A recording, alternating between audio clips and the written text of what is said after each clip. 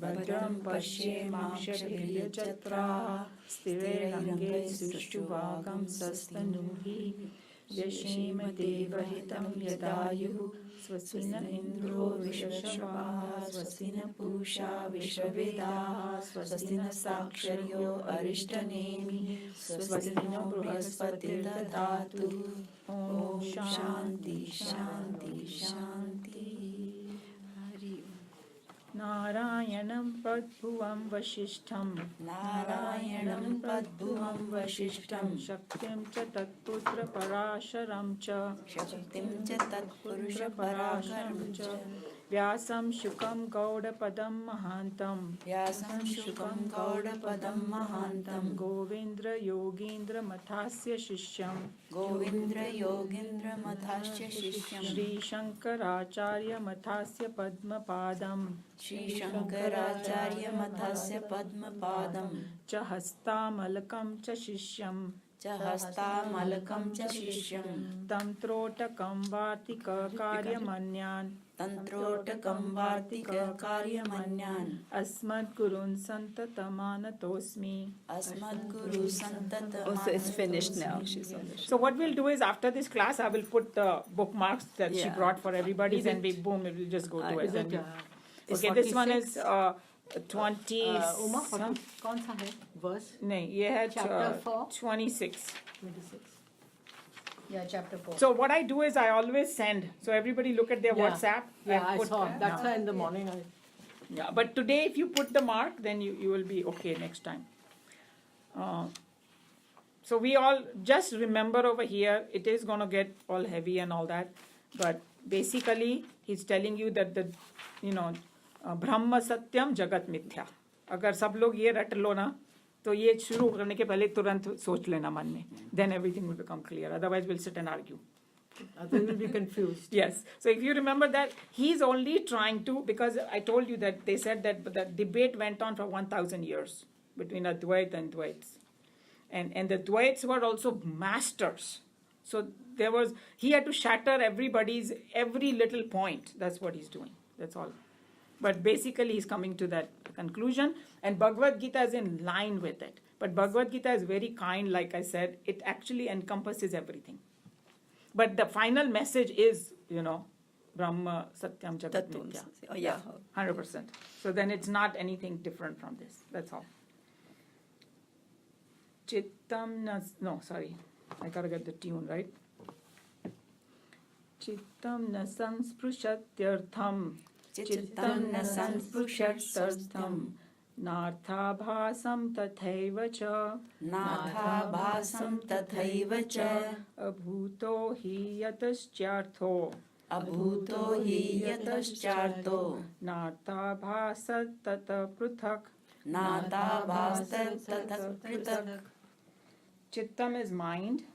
No is not. Sansprushati means contacts. Artham is real object.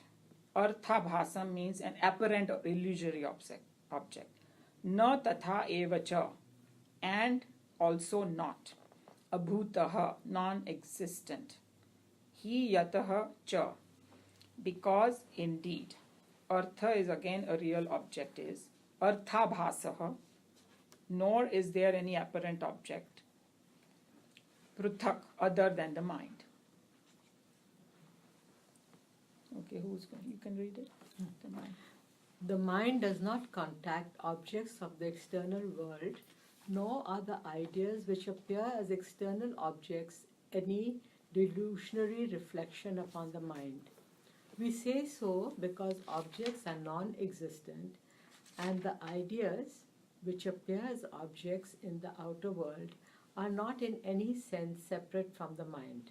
So basically it's telling you in this verse is that, remember, if we have a context correct, some objection was raised, and instead of bringing the Vedantic concept, there were two different sects of Buddhism, and one was saying one thing, and उन्होंने उसको उसी से भिड़ा दिया. तो अभी वेदांत भी नहीं लेके आया, वो एक दूसरे को भिड़ा रहे हैं यहाँ पे. So basically he is just saying कि जो हमारा माइंड का आइडिया है ना, वही है सब कुछ. बाहर के ऑब्जेक्ट से कुछ लेना देना नहीं है. Something like that. Okay. This is the argument of the Vijnanavadin. Vijnanavadin of the Buddhistic fold. Here, Gaudapada is throwing into the disputation arena and the Vijnanavadins to meet the realistic who argue that the world must be real since we are having experience of the objects and also because we are having the experience of sorrow. According to the Vijnanavadins, the external world of objects are unreal and therefore cannot be superimpositions upon the mind, and the mental ideas are nothing other than the mind itself. So that's what the विज्ञानवादीज believe in कि बाहर की चीज़ों से because ये तो कई लोग बोलते हैं ना कि we are what our mind is, right? और हम वो दुनिया में वही देखते हैं जो हमारे माइंड में है. अगर हमारे माइंड में बहुत हैप्पीनेस और वो है तो अपनी दुनिया भी बहुत सुंदर सुंदर दिखाई देती है. और अगर कोई हो खड़ूस जो हमेशा नेगेटिव सोचता है तो सभी चोर हैं, सभी वैसे हैं, ये है वो है, so it's that we all know that. There are two ways of explaining the world outside. One is that A, the objects outside serve as impulses which create mental thoughts and combination of thoughts giving rise to the conception of the mind. According to this theory, mind is created by objects, but wherein the philosopher accepts that the world of objects outside is real. The Vijnanavadins break this idea by proving that the external world of objects have no reality and as such they cannot create a mind. We cannot use an electrical motorboat to cross the mirage water because mirage water itself is unreal. If the world of objects outside are unreal, that cannot cause the conception of any mind because of them. So yeah, everybody understood what they're trying to say, that there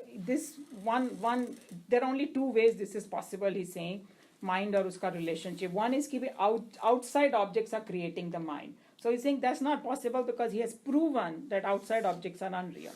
How can it create the mind? That's the basic argument here. That's all he's saying. And that the analogy he used, you cannot take a motorboat and go in the mirage water. So outside one has no power to make your mind. That's what he's saying. And we also know that objects are neutral. I give importance to them. That's why they become real. Somebody, किसी को शराब अच्छी लगती है तो वो उसको बहुत अच्छा लगेगा, और कोई दूसरे who doesn't care about शराब, उसके लिए उसकी कोई वैल्यू नहीं है, he will throw in the trash. हाँ, किसी को meditation अच्छा लगेगा तो yeah. So that means outside, it's my mind that gives it power. Okay. So now the second possibility is saying read the second one. The other explanation for the external world of objects is that B, the mind, with its ideas, projects forth and gives the delusory concept of the conflicting world. This idea is again questioned here by the Vijnanavadins by the argument that the ideas are not different from the mind itself. A mind without ideas is no mind at all. When ideas are wild, we have a wild mind, and when the ideas are soft and tranquil, we have a soft and tranquil mind. If at all there is a justification for the external world of plurality, it is to be sought in the mind. Thus they argue and conclude that the world is nothing but the mind. So we already discussed that. So that's all he's saying right now. So we can stop here because I know कितना time हो गया, अभी हो गया ना time. Almost, it's not quite. Almost, there are 2-3 minutes still. So should we stop or? Yeah. I think let's stop. It's getting heavy. Otherwise we go wrong. Let's do our closing prayers.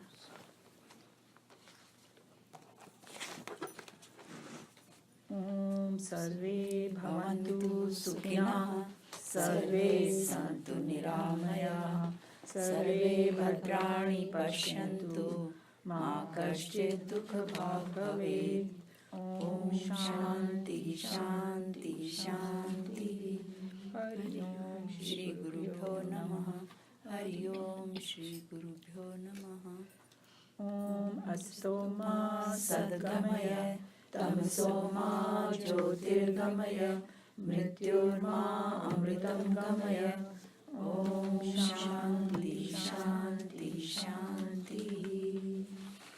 Om Trayambakam यजामहे सुगन्धिं पुष्टिवर्धनम् उर्वारुकमिव बन्धनान् मृत्योर्मुक्षीयमामृतात् ॐ शान्ति शान्ति शान्तिः Om Purnamada पूर्णमिदं पूर्णात् पूर्णमुदच्यते पूर्णस्य पूर्णमादाय पूर्णमेवावशिष्यते ॐ शान्ति शान्ति शान्तिः We will do 3 times between the two of you. Who Yeah, want to do Shanti one. Part. You first. I think Kamla, she's doing you it do, slightly then we end differently. with that. She's doing it differently. She's doing the Om first and then the Shanti part. So you do You want me to do the Om first? Okay.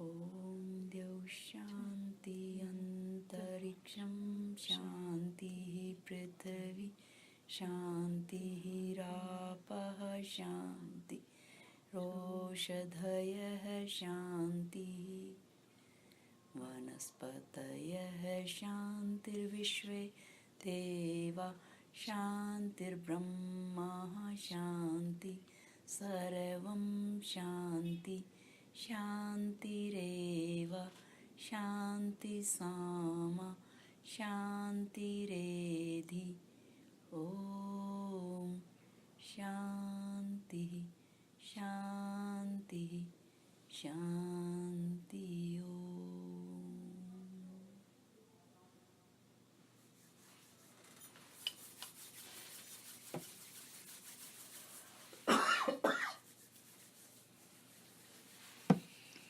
Thank you so much.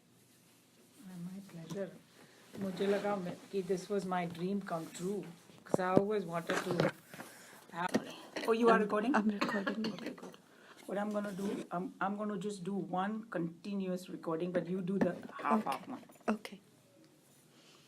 Om Sahana Bhavatu Sahano Bhunaktu Saha Viryam Karavavahai Tejasvinavadhitamastu Ma Vidvishavahai Om Shanti Shanti Shanti Hari Om Shri Gurubhyo Namah Hari Om Shri Gurubhyo Namah. Gurur Brahma Guru Vishnu Guru Devo Maheshwara Guru Sakshat Param Brahma Tasmai Shri Gurave Namah. Om Bhurbhuvasvaha Tatsaviturvarenyam Bhargo Devasya Dhimahi Dhiyo Yo Nah Prachodayat.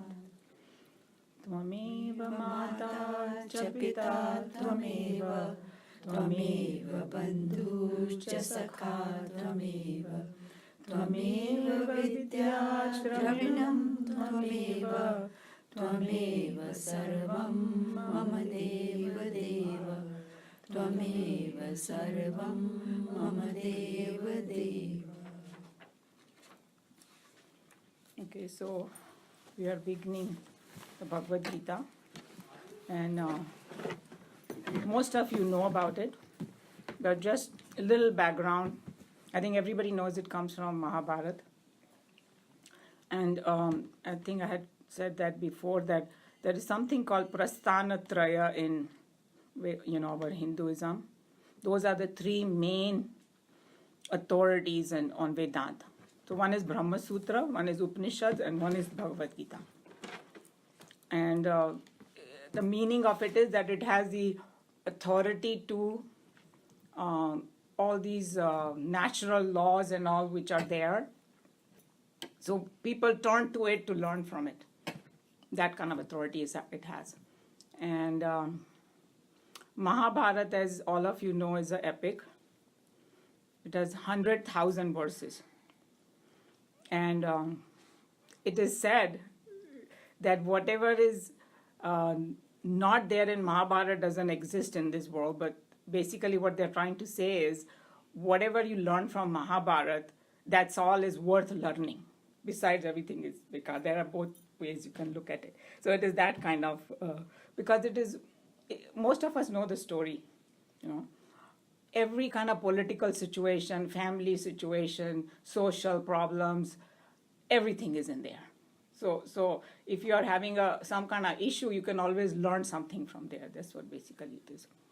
And as far as Bhagavad Gita goes, it is kind of almost like a geometric center of it.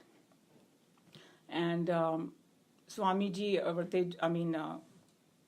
Swamiji over there in Chinmaya Mission, Chinmayanandji, he says that it's like you have a necklace, and Bhagavad Gita is like a pendant. That's how. And then somewhere he was explaining that how if you see Mahabharata and you just see like a story, it's not going to have much charm. So without Bhagavad Gita, Mahabharata is like nothing. That's what it is, sar of it. And other way he said that if you had just pure philosophy without any background, then it doesn't have that much meaning for people. The reason that together they have this value is if you teach somebody just like a philosophy for the sake of it, it's not going to sink into him. What is the purpose of my life in it? How do I? So that's why this combination of Mahabharata, the way it is put right in the middle, with this situation around it, that's what makes it so valuable. That's another very important point to know, why it was put in the Mahabharata. And then I think I had mentioned earlier that very strategically it is put in a way that if suppose somebody doesn't know anything about scriptures or their message, but they got very interested in the Mahabharata story, so now this war is about to begin, and before the war they put it there. So that you have to know this before you move forward to know what happened. So many little things are there. And so where does it come? It comes in, I wrote it down because I thought I didn't want to give wrong information. Bhishma Parva is a part of Mahabharata that it comes under. And Bhagavad Gita has 18 chapters. Interestingly enough, the war lasted 18 days also. And I think, if I'm not mistaken, in the Mahabharata, there are 18 sections of it. So this 18 is a very interesting number. Even in the Western world, it is very interesting because 18 is when you become an adult. So there is some significance to this number 18. And I'm sure all of you know the scenario that actually it was Sanjay who said this Bhagavad Gita. Because before the war, Dhritarashtra was blind, right? Does everybody know the story? Yeah. Yeah. No? Not so much? So I'll just briefly, because I don't want to spend too much time. You can read maybe a brief Mahabharata, because that's also important. He was a blind king. His sons were the Kauravas, the so-called bad guys. And their cousins were Pandava. Dhritarashtra's brother Pandu, and he had 5 sons. So he's blind, and this great war is going to happen between his children and his brother's children. He cannot see. So Ved Vyasji, who actually wrote this Mahabharata, is also a character in the whole story. He told them that I'll give you Divya Drishti. Divya Drishti means divine vision, to be able to see. It's like I can sit here and see a live television show. Just that's the analogy, that something is happening somewhere I can see. So here they can see it in their mind. And when you say see, it was not just physical seeing. That is very important to know. Sanjay could even feel the emotions. He will know exactly how you're feeling and all that. So it is much more than just physical seeing that he could narrate, that how one person is feeling and things like that. Dhritarashtra said, no, I don't want the divine vision, because the way Chinmayananji explains is he had a guilty conscience in him. He kind of knew that his sons had done a lot of wrong and he had not stopped them. So he knew that somewhere back of his mind, he knew that destruction is going to happen. And he didn't want to see it with his own eyes. So he said, no, okay, just give it to my minister, the Divya Drishti. So that's what happened. And Sanjay is also a very interesting character. His name is, and the names, yes, names in Mahabharata are also very, very kind of interesting. Yudhishthir means the one who stays steady in the war. That is the meaning of his name. And Dhritarashtra means the one who holds on to the Rashtra, means by hook or crook, I'm not going to give up.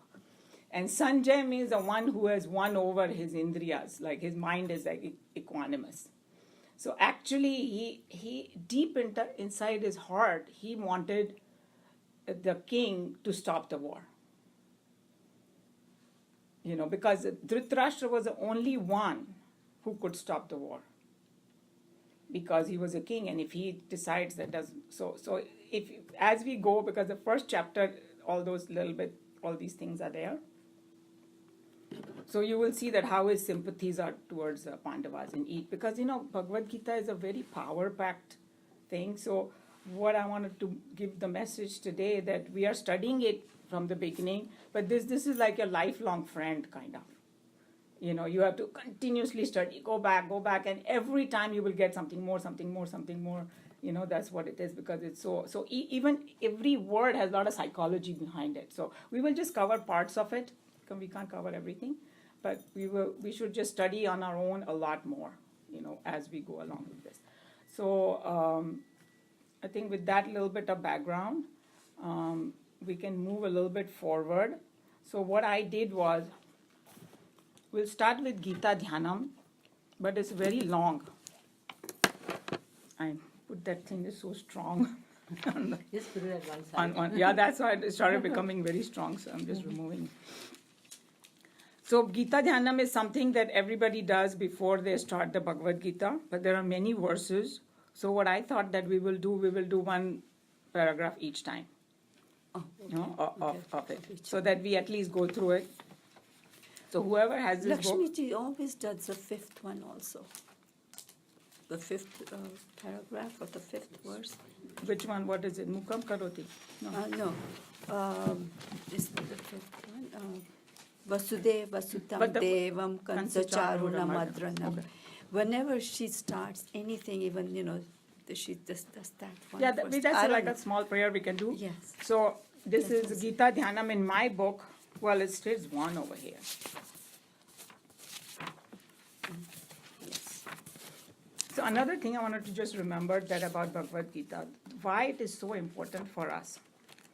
Because usually Vedanta and Upanishad, they always did it like in some Himalayas, more like secluded places, and it was, and you know that how difficult it is to go through the Upanishads. We are doing one and we are sweating, So here, it is basically, Upanishad is the sar of Vedas, essence of Vedas, and Bhagavad Gita is the essence of Upanishad. But it was told to Arjun, who represent us, a family man, a person who has a huge problem in front of him. He also has frustration, anger, jealousy in him to a certain extent, but he has more control over them, because Pandavas and Kauravas both had weaknesses, if you see, because they were not like perfect either, because उसने वो जुआ खेला और वगैरह वगैरह. मगर Pandavas recognized there and they held on to the goodness. Whereas Kauravas, they just kind of got swayed. That's the difference. And Duryodhan, there's one very important thing about Duryodhan I wanted to mention, because then we can relate. Earlier in Mahabharata, before this happened, I think Krishna Bhagwan was having a conversation with him and trying to tell him, what he should do and all that. And then he says, don't tell me what to do and what not to do. I already know it. Because he went to the same school. He studied the same Shastras. He's saying, I already know what is good, but I just cannot follow it. So there are a lot of times we know what is right, but we don't have the courage to follow. And that's what Bhagavad Gita is going to teach us, that how to train your mind to follow that. So a lot of people, they were very knowledgeable, but the reason they Because went the on that. mind justifies it. Yeah. Because greed and all those things take over, So the value of Bhagavad Gita is that it was told to Arjuna in a very, in a form that somebody can digest it, and that's why it is so, so valuable for us. So I think that, like Chinmayananji always says, that Bhagavad Gita is to Hindus what Bible is to Christians and Quran is to. So that kind of place it has, because, and it also Bhagavad Gita talks to every kind of person. You don't have to be super intellectual or super this or because Upanishads start after you know everything. Basically, the question started with Upanishad, okay, I have studied all Vedas, I'm not getting the experience, what do I do? So they have already studied. But here, even if you have not done anything, you can begin. So that's why it is so valuable for us. Because, we represent that kind of, and I think that Vyasji, he brought this to us, and that's why you will see this in Gita Dhyanam, that how the whole essence of Bhagavad Gita and how it is kind of explained, what is good for us, and it's like a gratitude that we are showing. Yeah, in a nutshell, we can say that Brahma Gyan part of Vedas is summarized in Bhagavad Gita in a very simple, understandable way. So Brahma Gyan is absolutely, but then in Bhagavad Gita he has embellished it with many other things also. Yeah. It's like a complete knowledge, but take an essence of everything. That's what it is. So if you want detail, you can always go back to Upanishads, Vedas and all. But if you understand this, it becomes easier to understand other things. Because if we go the other way, we may not reach. See what I'm saying? If you start studying the Vedas, they are so vast. And somebody was saying it's like the looking directly at the sun. You can't do it. You need a moon to look at. Yeah, you need little the thing and digest it, and then go on to the next thing and digest it. And one thing very beautiful about the Gita is that people of different religions can sit and listen to the Gita. There's no this thing, do this, do that. It's just your personal growth, that how you can become, you can involve. You can sort of attain mukti. And anybody can attain mukti, it's for everybody. So this is the most beautiful part of the Gita, that people of different religions, you can have a Gita class and people of different religions can sit down and they can listen to the Gita without any, and everybody will say yes, because वो 3 गुण आते हैं, 5 महाभूत आते हैं, जो कुछ भी आता है, that is all science. The whole thing is based on science. And there are, the other thing I wanted to say, that you will be surprised at how many people in the world and all that, they study and all that. And from my own personal experience, sometime when I travel to other countries, somehow somebody will start talking about Bhagavad Gita. Some remote country, and I'll say, we have this class going on in our country. It's like amazing. And then this was about almost 20 years ago that my nephew, he got admission in Stanford, and he was so excited. He called me and he said, Bua, guess which book they told me to read as a summer reading? Bhagavad Gita, after his high school, because they gave them his summer reading. And I was like, wow. And the other incident I wanted to tell you, that my husband, he went to one of the universities, and he said the head of the department, he went to his office, and he was all going to talk about science, and all of a sudden he saw this book on his shelf, Swamiji's book. And he said, oh, you read that? And he just picked it up and said, this guides me every day. And and he said, we forgot about our science and we were talking about all that. Because it seems his grandfather or somebody used to follow Chinmayananji, and then he got hooked to it totally.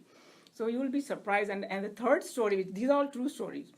One of our friends, she said, from Chinmaya Mission, she said she went to some remote African country somewhere, I don't remember now the name. She said it was so small, some island somewhere.